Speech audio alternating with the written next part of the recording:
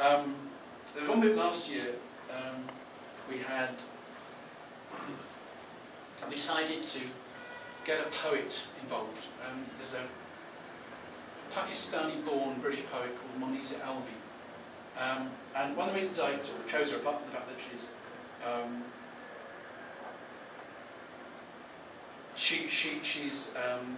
highly communicative. You know, she's not one of the she's not what I always think of as a garret poet. You know, she doesn't live out there and never come down and talk to the rest of us.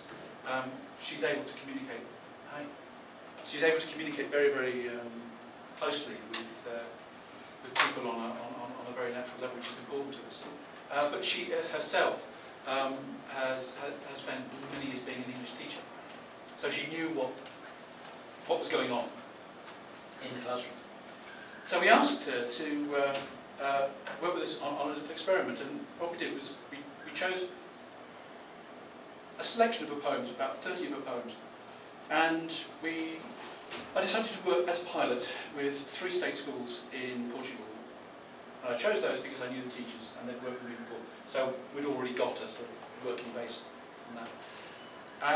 And we all got together and decided that we wanted quite an interesting cross-selection of students.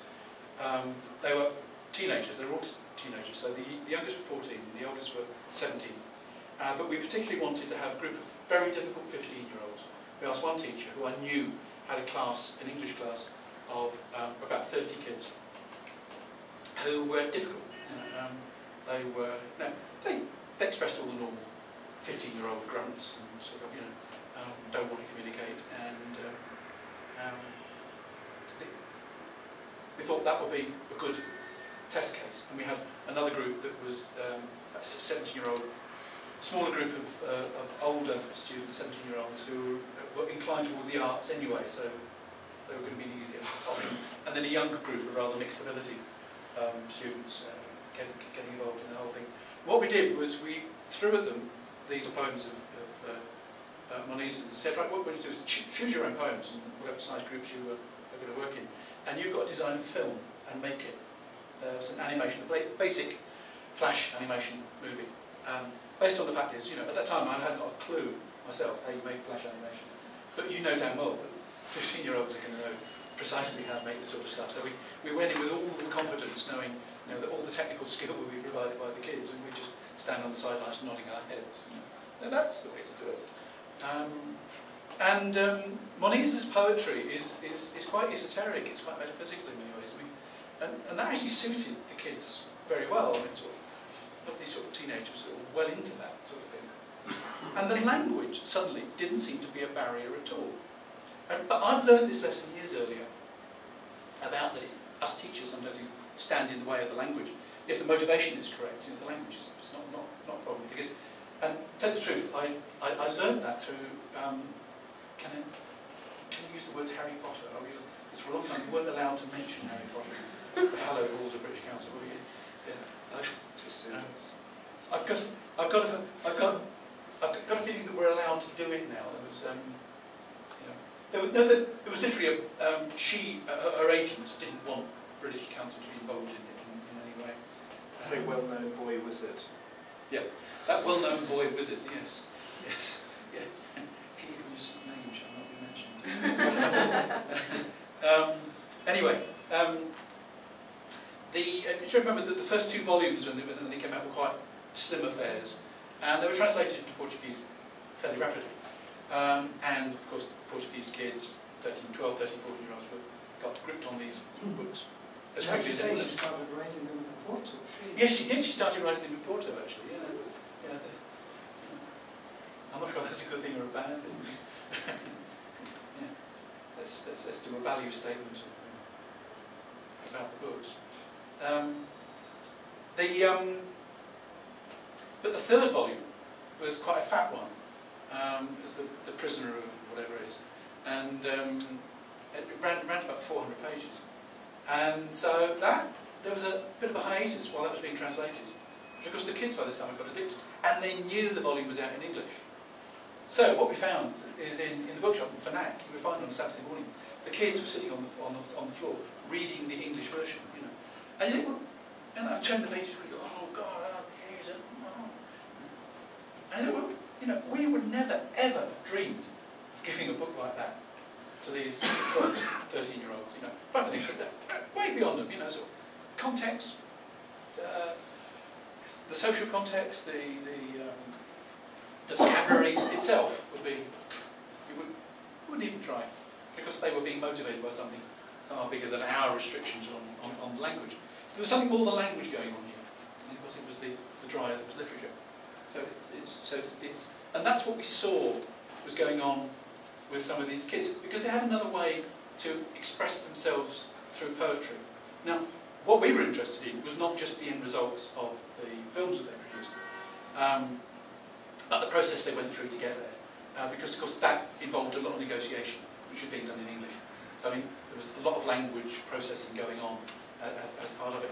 And in the end, they came out with some rather nice short little movies about poems. In fact, and quite a number of schools, just by pure coincidence, chose the same couple of poems to do.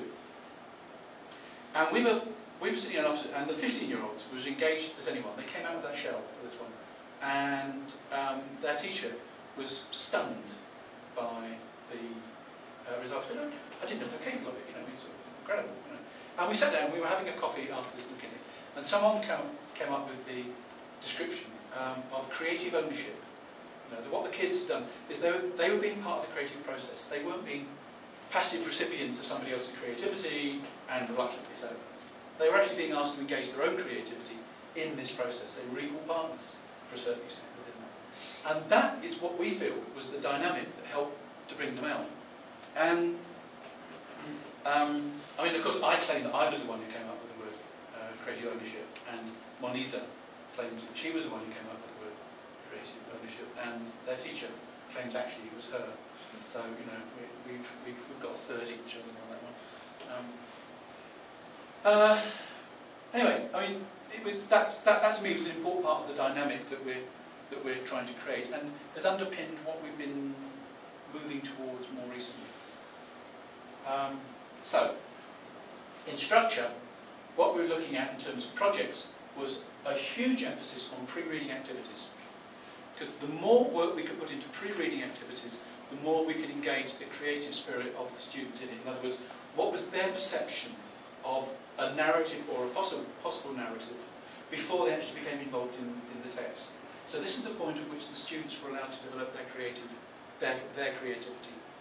So when we came to reading the stuff, what they were actually doing is not just reading a text out of the blue, but they were actually comparing it with one level of their own creativity.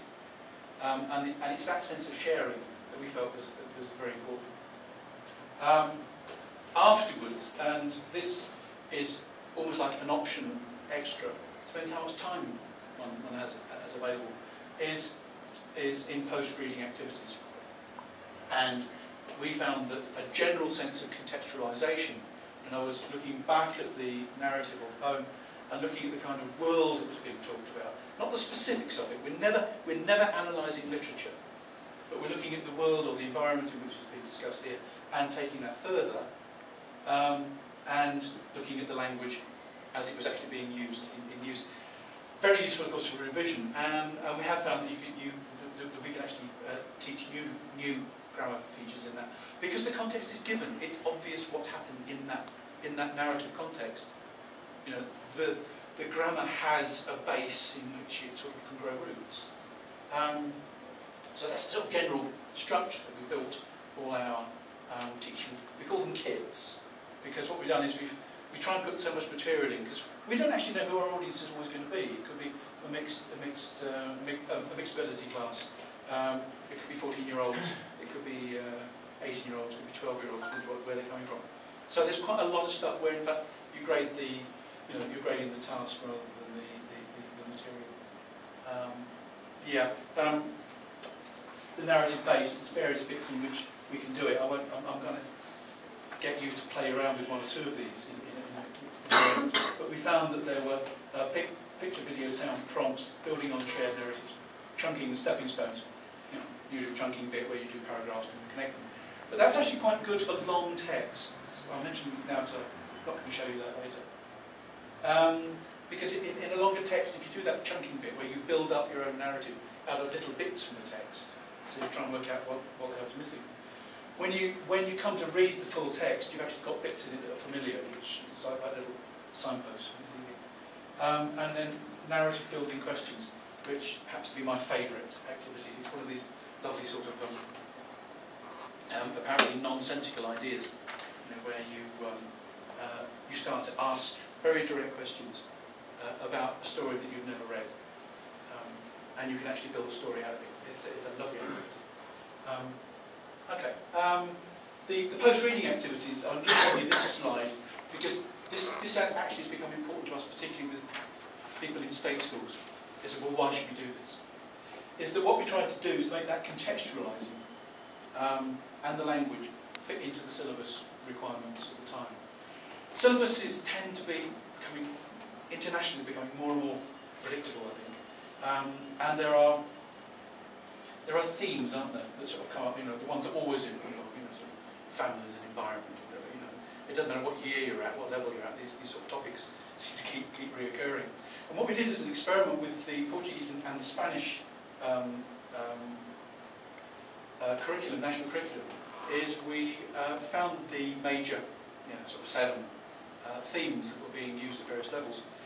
And we gave teachers a way into these texts through the back door, as it were. So we said, okay, so you need to do something on the environment.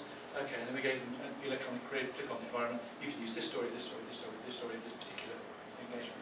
So you can come in that way. You don't have to come in through the story. I was a bit reluctant to do that at the beginning because I thought, well, no, I actually want them to come in because they want to read the story. But no, I mean that's just as good. It gets the result. And of course, it does that bit of ticking that all-important box here. You've actually developed things on the syllabus. Okay. This is an experiment. This is based on a poem. We were developing it here. Hasn't been published yet. This is by Owen Shears, who was at Cartagena last week as a part of the festival there. So we were developing this in conjunction with him. It's going to be put up soon, but we haven't done all the materials for it yet. So you're going to help me with it.